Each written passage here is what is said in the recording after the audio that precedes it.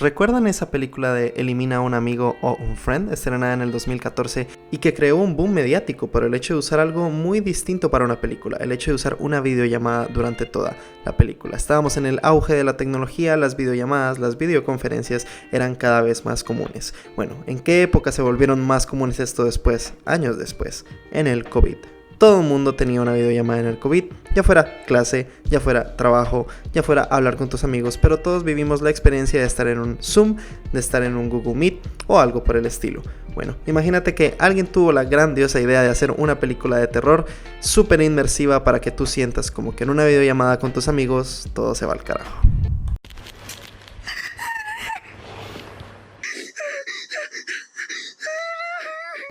En el 2020 se estrenaba Host, una película de terror bastante inmersiva donde en un grupo de amigas y un amigo hacen una videollamada para hacer un tipo de ritual con una medium para contactar con unas personas muertas, con ciertas personas muertas las cuales ellos querían hablarles. Es muy fácil conectar con ellos también estaban encerrados en sus casas en este momento y simplemente querían quitarse el aburrimiento, jamás pensaron que iba a pasar lo que iba a pasar. Pero esta no es una opinión sobre la película, sino más bien un análisis sobre ella. ¿Por qué fue tan exitosa? ¿Por qué a la gente le causó tanto terror durante COVID y tanto se habló de la misma? Una de las razones por las cuales esta película se hizo tan viral era porque era muy fácil sentirse familiarizado con el ambiente. En época de COVID, como dije anteriormente, todos estábamos muy acostumbrados al hecho de hacer videollamadas. Sabíamos el ambiente, sabíamos lo que se sentía, así que prácticamente sabemos cómo se sienten nuestros personajes. Naciendo de ahí, la conexión que tenemos con los mismos es muy buena. Por lo tanto, las cosas que les pasan, los sustos que les pasan, aparte de ser bastante original en cuanto a los sustos y a lo paranormal, hace que la película se sienta muy vivida. A pesar de que el grupo de amigos sí se puede llegar a sentir un poco cliché o el típico grupo de amigos, está el bromista, está la bonita, está la popular, se sale un poco de lo común en cuanto a los gustos y a las preferencias de cada personaje. Esto hace que puedas tal vez sentirte familiarizado con tu grupo de amigos y también ayuda a la inmersión que tiene la película. Al tener un presupuesto claramente limitado y por las condiciones del COVID, la película tuvo que usar recursos que tal vez no son tan comunes en el terror, pero que eran muy comunes en las videollamadas, como los filtros por ejemplo. Manejan muchos sustos usando filtros, los cuales se pusieron muy de moda en ese entonces para disque agarrar o poder captar fantasmas en cámara. ¿Recuerdan esos videos de TikTok cuando supuestamente en lo oscuro o atrás tuyo se veía una cara que agarraba el filtro y que no era la tuya? Bueno, esto lo usan muchísimo.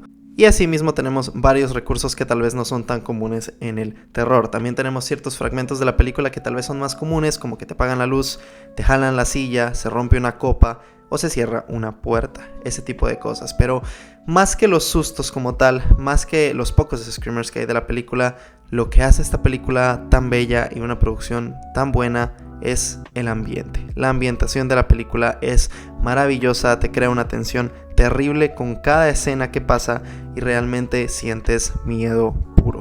Miedo puro de como si tú estuvieras detrás de esa cámara, como si tú estuvieras detrás de esa videollamada. Y eso es muy difícil de conseguir actualmente en el terror y créanme que esta película lo logró. Pero ¿y qué tal en ganancias? ¿Qué tal en money? ¿Valió la pena para el estudio esta película? Here comes the money. Here we go. Money talk. Here comes the money. Con un presupuesto de $100,000, que sí puede parecer bastante dinero, pero para una película es bastante poquito. La verdad es que hicieron maravillas con este presupuesto, que la verdad es que casi todo se fue en la propaganda de la película y no tanto en la producción, que como van a ver en la película, pues no tuvieron que gastar tanto en efectos especiales, maquillaje solo en ciertas escenas puntuales. Pero con este presupuesto bastante bajo, ¿cuánto recaudaron? A pesar de no tener estreno en cines, lograron unas ganancias aproximadas de $443,000. Sí, la película no fue extremadamente exitosa, pero por el estudio pequeño que la hizo, que prácticamente es un estudio independiente, para el presupuesto que tuvo y para los tiempos que tuvo, que fue COVID, que prácticamente todas las marcas o todas las empresas de cine tuvieron pérdidas millonarias, esto no está nada mal. El boca a boca les ayudó muchísimo, y más que las ganancias o si ganaron o no, lo bonito de esta historia o lo bonito de este caso es hasta dónde llegaron con tan poco presupuesto y todo lo que lograron. Me recuerda un poco al caso de La Bruja de Blair, esa película de 1999 que marcó un antes y un después en el cine de terror, con ese estilo fan footage que tanto fue utilizado después de ellos. Bueno, fue una fórmula similar. obviamente dejando las diferencias de que La Bruja de Blair es una película con una historia impresionante y que a día de hoy es la segunda película con más ganancias en la historia del cine. Obviamente esta película no le llega ni a los talones en cuanto a ganancias, pero sí a la historia, sí a arriesgar, sí a intentar algo distinto en un género el cual últimamente ha estado muriendo, pero que ciertos proyectos le dan luz, y yo creo que tanto Host como La Bruja de Blair en este caso son proyectos que en su momento le dieron luz y esperanza al género, que es lo que nos faltaba de ver. Pero sí, una vez más esta película demuestra que con una buena idea, con una buena producción y sobre todo amor al proyecto y amor al género, se pueden lograr cosas maravillosas, como lo fue Host en el 2020, como lo fue La Bruja de Blair en los 2000 y así muchísimas historias más. Hoy analizamos esta historia porque es de las más curiosas en el género del terror en los últimos años, pero me encantaría analizar más casos de este estilo, más películas que arriesgaron mucho en el género, como por ejemplo Actividad Paranormal, que a pesar de que sus secuelas son bastante malas, la primera de hecho es una de las películas de terror más emblemáticas en la historia y es la que está por encima de La Bruja de Blair en cuanto a ganancias se refiere.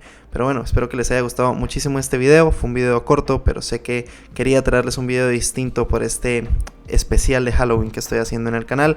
Sé que este no es mi estilo de video, pero si quieren ver más, yo encantado de contarles pequeñas historias, pequeñas anécdotas de películas que yo creo que valen mucho la pena que la gente conozca.